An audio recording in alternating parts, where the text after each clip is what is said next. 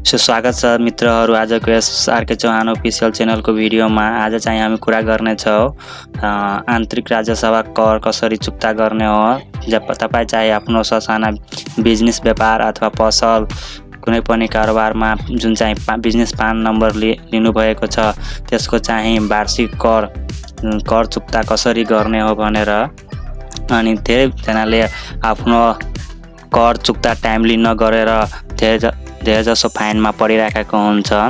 जुन चाहिँ 2 साल 3 साल छाडिदिँदा धेरै जसो फाइन तिर्नुपर्छ। तपाईलाई पनि नतिर्नु परोस् त्यसैले टाइमली आफ्नो कर राज्य सभा टाइमली बुझाउन, इन्कम ट्याक्स र टाइमली बुझाउनको लागि यस भिडियोमा राम्रोसित हेरिदिनु होला। अनि के कस्ता अनलाइन मार्फत अथवा बैंक मार्फत कसरी बुझाउनु पर्छ, आफै नै बुझाउन सक्नुहुन्छ र धेरै जसो पैसाहरूबाट बच्न सक्नुहुन्छ। यसमा चाहिँ क्राइटेरिया के रहेछ भने यताबाट बुझाउँदाखेरि तपाईको 20 लाख भन्दा तलको व्यवसाय हुनु पर्यो, अनि बढी भएमा भेटमा दर्ता हुन्छ। त्यसलाई एडिटिङ धेरै जसो कारोबारहरू गर्नुपर्छ, अनि सानोलाई केही पनि गर्नु हुँदैन। तपाईको 500 रुपैयाँ खाली फोकट लागिहाल्छ। त्यसैले गर्दा आज चाहिँ अनलाइन मार्फत आफै कसरी कर चुक्ता गर्न सक्नुहुन्छ भने एउटा सिम्पली कुरा, तपाईँ चाहिँ कनेक्ट आइपिएस हुनु पर्यो। कनेक्ट आइपिएसबाट तपाईँ आफ्नो बैंक लिङ्क गरेको हुनु पर्यो। त्यति भए पश्चात पुग्छ। अनि यता चाहिँ सिम्पली आफ्नो कुनै पनि एउटा ब्राउजर खोलिलिनु होला। चाहिँ म सिम्पली क्रोम ब्राउजर खोलिलिन्छु, अनि त्यति खोले पश्चात तपाईँ यहाँ सिम्पली सर्च गर्नु होला। यहाँ चाहिँ सिम्पली तपाईँ irdgov.np सर्च गर्नु होला। यति सर्च गरेपछि आन्तरिक राज्य सभा विभागको पोर्टल खुज्नेछ। यता चाहिँ हेर्न सक्नुहुन्छ यस्तो पोर्टल तपाईको खुल्नेछ। त्यो चाहिँ सिम्पली आफ्नो मोबाइलबाट पनि गर्न सक्नुहुन्छ। यसलाई सिम्पली तपाईँ नेपाली अथवा इङ्ग्लिस दुवै भाषामा कन्भर्ट गर्न सक्नुहुन्छ। यहाँ चाहिँ यता ट्याक्स पेयर पोर्टल लेखेको छ, त्यहाँ चाहिँ सिम्पली क्लिक गर्नु होला। यता क्लिक गरे पश्चात यहाँ चाहिँ तपाईको यस्तो पेज खुल्नेछ। यस्तो पेज खुले पश्चात यहाँ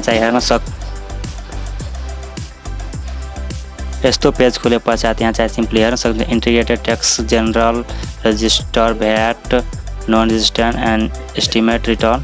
सिम्पली यहाँ चाहिँ इन्कम ट्याक्समा क्लिक गर्नु होला, किनभने हामी चाहिँ आफ्नो व्यवसायको इन्कम ट्याक्स तिर्न गइरहेको छ। त्यसैले सिम्पली यहाँ चाहिँ क्लिक गर्नु होला।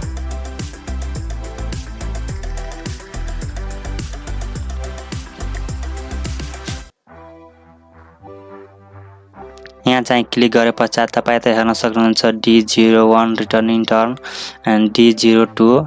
त यहाँ चाहिँ हामीहरू 20 लाख भन्दा तलको रजिस्ट्रेसन नम्बर लिएको छौँ भने यता चाहिँ सिम्पली D01 मा क्लिक गर्नु होला। यता क्लिक गरे पश्चात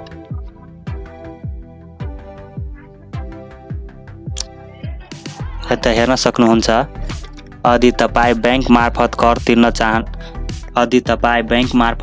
तिर्न चाहनुहुन्छ भने कृपया कर भुक्तानीको लागि बैंक जानु अघि फर्म डाउनलोड गर्नुहोस् र भर्नुहोस्। यहाँ चाहिँ सिम्पली डाउनलोड गर्नुहोस्। बैंक मार्फत तपाईँ कर चुक्ता गर्न चाहन्छ भने तपाईसित कनेक्ट आइपिएस छैन भने, अनि यदि तपाईँ डिजिटल माध्यम जस्तै कनेक्ट आइपिएसबाट कर तिर्न चाहनुहुन्छ भने कृपया तल दिएको खाली ठाउँमा सूचना प्रविष्ट गर्नुहोस्। तपाईसित कनेक्ट आइपिएस खोलेको छ अथवा छ भने सिम्पली यता चाहिँ आफ्नो स्थायी लेखा नम्बर पान नम्बर दिनु होला बिजनेसको। सिम्पली चाहिँ म यता आफ्नो पान नम्बर राखेर हेराइदिनु छ।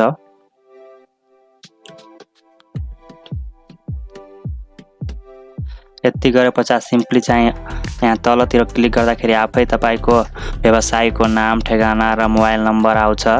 तल चाहिँ सिम्पली इमेल एड्रेस राख्नु होला।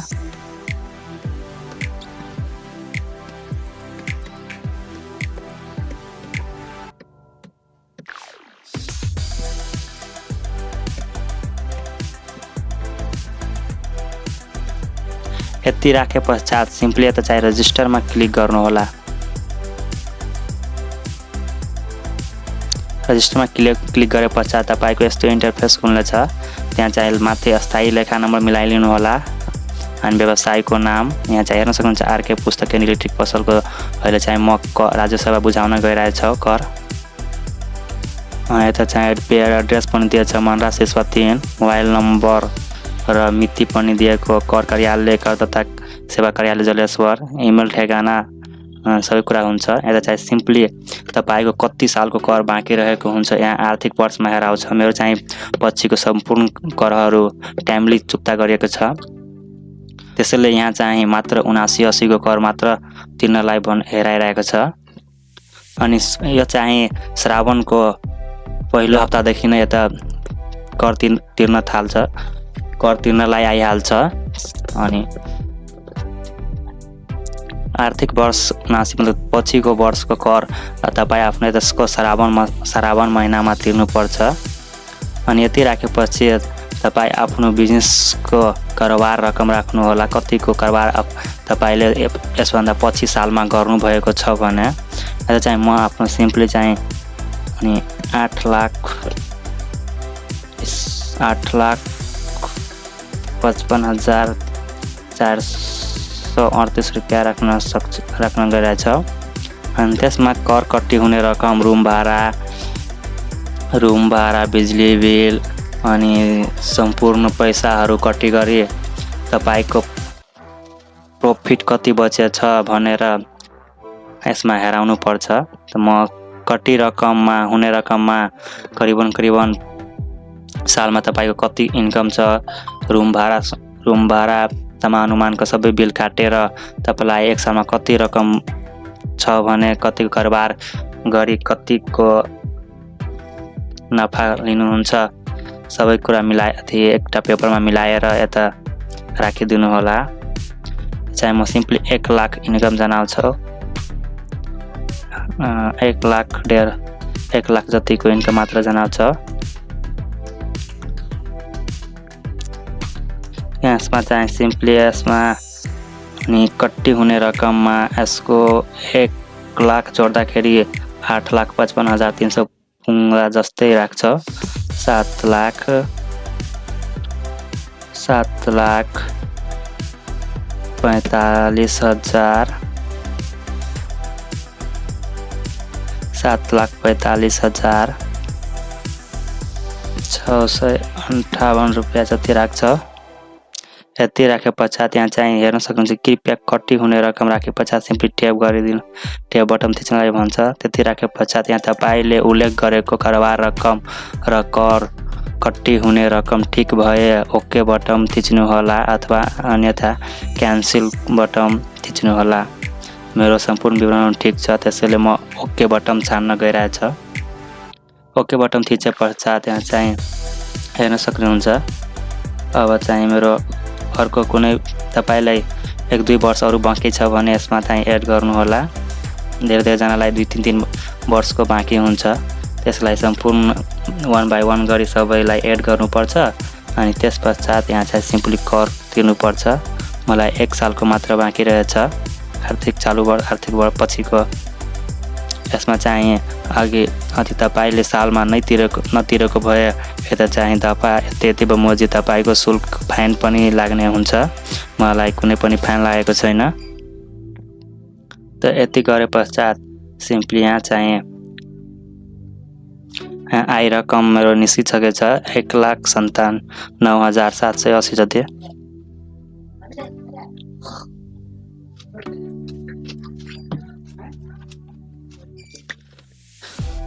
यता चाहिँ सिम्पली बैंक छान्नु होला। यता हेर्न सक्नुहुन्छ राष्ट्रिय वाणिज्य बैंकमा छान्ने छ। यति छाने पश्चात सिम्पली यता चाहिँ तपाईँ घोषणा गरेको कारोबार रकम र कर कट्टी हुने रकम ठीक भए नभए पुनः चेक गर्नुहोस्। यदि ठीक भए सबमिट बटन थिच्नु, बेठिक भए डिलिट गरी पुनः विवरण भर्नुहोस् मा यता सक्नुहुन्छ। मेरो यता चाहिँ ठीक छ भने म यता चाहिँ सबमिट भन्ने बैंक छानी सबमिटमा क्लिक गर्ने छ।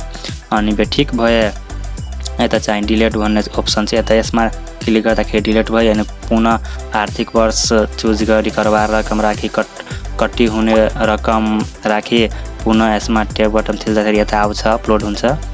अनि मेरो सबै कुरा ठिक छ भने सबमिटमा क्लिक गर्न गइरहेछ। सबमिटमा क्लिक गर्नु होला। सबमिटमा क्लिक गरे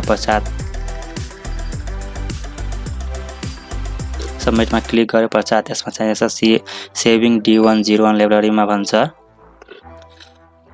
अनि सबमिटमा क्लिक गरे पश्चात तपाईको यस्तो चाहिँ इन्टरफेस खुल्नेछ।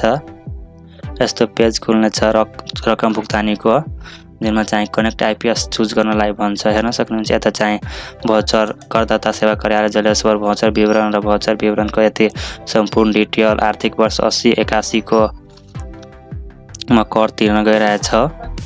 कारोबार रकम 2080 यतिको छ, संकेत यति अनि मिति 2080 4/23 गतेकोमा तिरिरहेछ। पान नम्बर 1266700585 आफ्नो पान नम्बर र नाम एकचोटि मिलाइदिनु होला। यता चाहिँ सिम्पली चाहिँ यो गोलो घेरामा टिक लगाउनु पर्छ, थिच्नु होला। अनि यति गरे पश्चात सिम्पली रकम भुक्तानी गर्नुहोस्मा क्लिक गर्नु होला। तपाईको कनेक्ट आइपीएस को पासपोर्ट सबै कुरा थाहा हुनु पर्यो, अनि यता केही हुँदैन। तपाईलाई कनेक्ट आइपीएस हुनु पर्यो, मेरो चाहिँ छ। सिम्पली यता राखी यता चाहिँ क्याप्सन दिनु, तल चाहिँ क्याप्सन दिनु होला। राखी सिम्पली चाहिँ साइन इनमा क्लिक गर्नु होला। यसमा क्लिक गरे पश्चात सिम्पली यता चाहिँ तपाईको युजर नेम र पासपोर्ट हाल्नलाई भन्छ। मलाई अघि नै हालेछ, सेममा छ। सिम्पली यता चाहिँ साइन इनमा क्लिक गर्नु होला। साइन इनमा क्लिक गरे पश्चात तपाई हेर्न सक्नुहुन्छ यस्तो चाहिँ यस्तो पेज लगइन लिएर छ। अनि यता चाहिँ तपाई आफ्नो डिमेट अकाउन्ट छान्नु होला, जुनमा तपाईको ब्यालेन्स बैंक अकाउन्टमा छ त्यो चाहिँ। अनि यति छानी पश्चात सिम्पली यता चाहिँ सबमिटमा क्लिक गर्नु होला। सबमिटमा क्लिक गरे पश्चात तपाईको मोबाइलमा वन टाइम पासपोर्ट आउनेछ। त्यो वन टाइम पासपोर्ट यता राखिदिनु होला।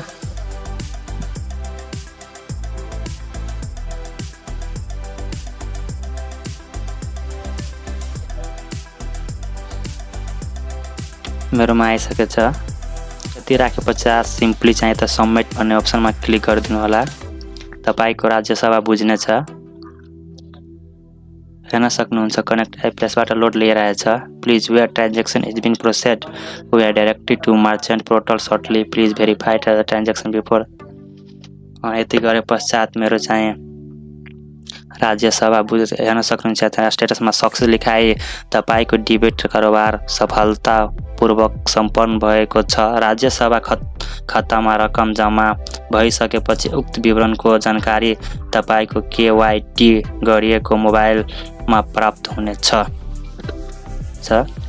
अनि यस्तै चाहिँ तपाई ट्याक्स क्लियर सर्टिफिकेट लिन चाहनुहुन्छ भने मेरो चाहिँ अर्को यस च्यानलको तल दिएको डिस्क्रिप्सनमा लिंक दिएको छ, त्यहाँ चाहिँ भिडियो क्लिक गरी तपाई चाहिँ आफ्नो ट्याक्स क्लियर गरेको सर्टिफिकेट कसरी डाउनलोड गर्न सक्नुहुन्छ भने हेराएको छ त्यो भिडियोमा।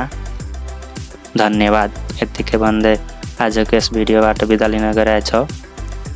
यस भिडियोलाई लाइक शेयर सब्स्क्राइब गरी च्यानललाई सब्स्क्राइब गरिदिनु होला। धन्यवाद।